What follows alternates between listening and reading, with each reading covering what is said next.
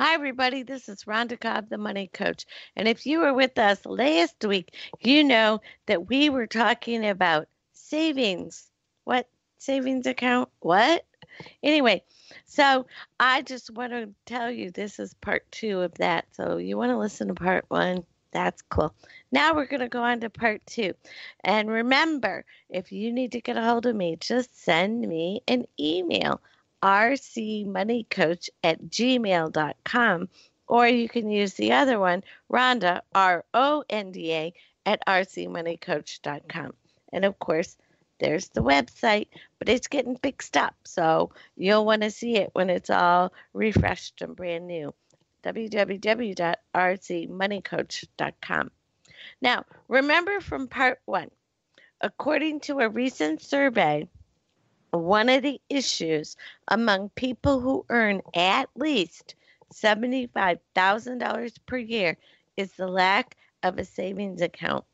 I told you about the survey results that said a full 73% of people who earn at least $75,000 a year do not have as little as $500 in a savings account or emergency savings account. Yes, really. So that translates into 73 people in a room of only 100 who do not have a savings account. Isn't that awful?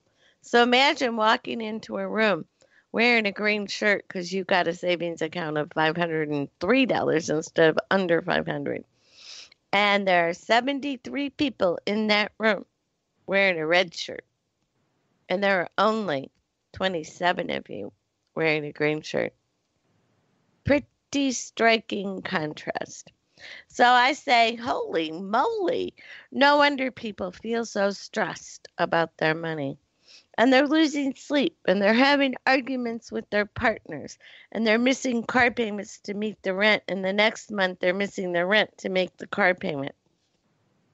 And I could understand that if you're making about 30,000 a year, because in this day and age, that's a pretty low amount. You can make do, but it's hard to make it really well on that. But if you're making 75,000 and you're still having money, stress, honey, we need to talk.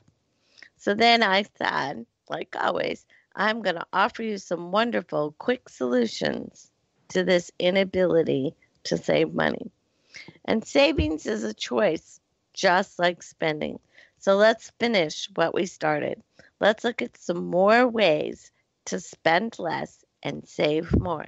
Yes, I like solutions to problems. I'm good like that.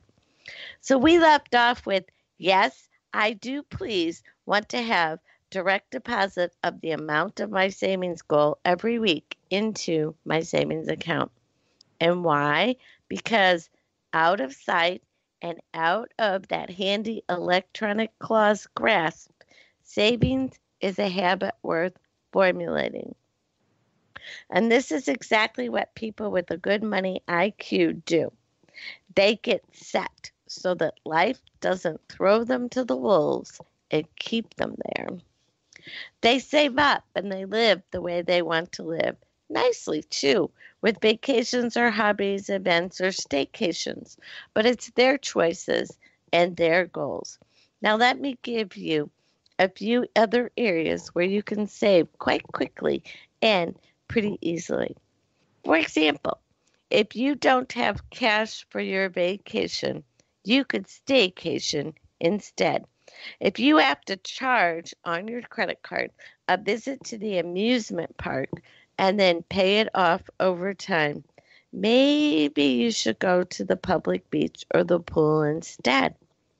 Standing in line is highly overrated anyway, and so is the price. One day in the average amusement park per person is about $250. And that's if you scrimp on food and souvenirs. That's a lot of money, especially if your grandma and 4 kids want to go or more. So if you and 4 children go, that's 5 people times $250. That's $1,250 easily for one day at the amusement park. Now, another way to save money is to look at this: clubs. Clubs can be a budget's worst enemy. And you know what I mean. You go out, you see some friends, you socialize, you have a couple adult beverages, maybe, you have a snack, you dance, you socialize. It's a lot of fun. Don't knock it. I'm not knocking it. But I know you want to have fun, and you absolutely need to socialize in person. That is true. But here's an idea: instead of going to the club once a week, only go once a month. Try that. That will save you at least $400 a month, at least. Especially if you're going with a friend and there are two of you and you're paying for both, or you're going as a date. All right. That'll save you about $400 a month, which is $4,800 a year. That's another month or two of emergency savings right there. Now, I know you think you'll miss your friends. So, what are we going to put in place of all these club nights? Well, have a club night or a card party at home where it's potluck. And I mean the food and beverage kind of potluck, not the alternative tobacco, by the way. I'm not that old. I know what that is. So don't do that. But, you know, have it at home. Have the friends come over. It's a lot less money.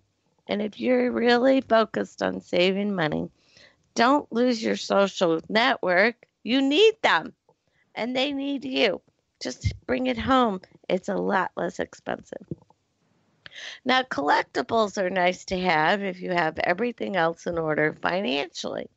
But if you don't have 18 months of living expenses, and I'm going to talk about that again later, so keep this in mind: 18 months in your savings and a retirement plan that you add to, and a disability income insurance policy, then you can forego collecting stuff until you can truly afford it.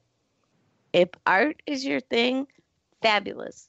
That is nothing wrong with that, as long as you can afford it. But if you're going to this event in this red shirt, the one we talked about at the very beginning, art is probably not in your budget at the moment. Go to the museum. Soak up as much art as your eyes can see, and you can smell it and see it and walk through their air conditioning and enjoy it fully, and then go home and get back on savings. And another tip I have for you is save a bit every single week. It doesn't matter how much you save, just save some, because even $20 a week is $1,040 a year. That adds up.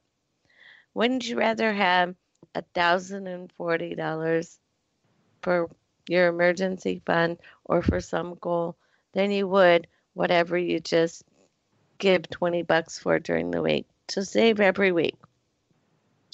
And here's one thing that you can definitely save on, and it's constantly advertised. Advertising is not your friend when you're trying to save money, and that's trending. What's trending? Blah, blah, blah. You have to have this, and you need that, and you'll be cool if you have this, and you'll be safe if you have that. Blah, blah, blah. Think to yourself whenever you see an ad, is this trending or does it meet my goal? Do I want it or do I need it? It's trending, but I have a goal. To heck with trending. Let's get on with the goal.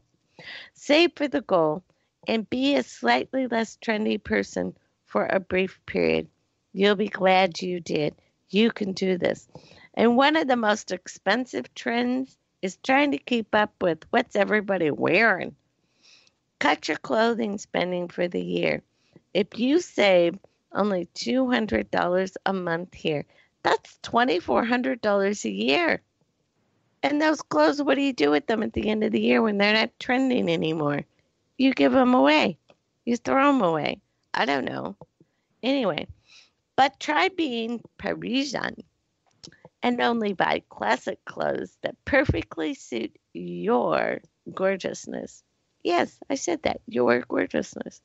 And keep them in good condition and repair. They'll last a whole lot longer than trendy clothes. Now, for example, about, oh my goodness, I shouldn't admit how long ago it was. Okay, a while ago, I bought this beautiful jacket. It is so cool. It's multicolored and it's woven silk and it's got mother of pearl jackets.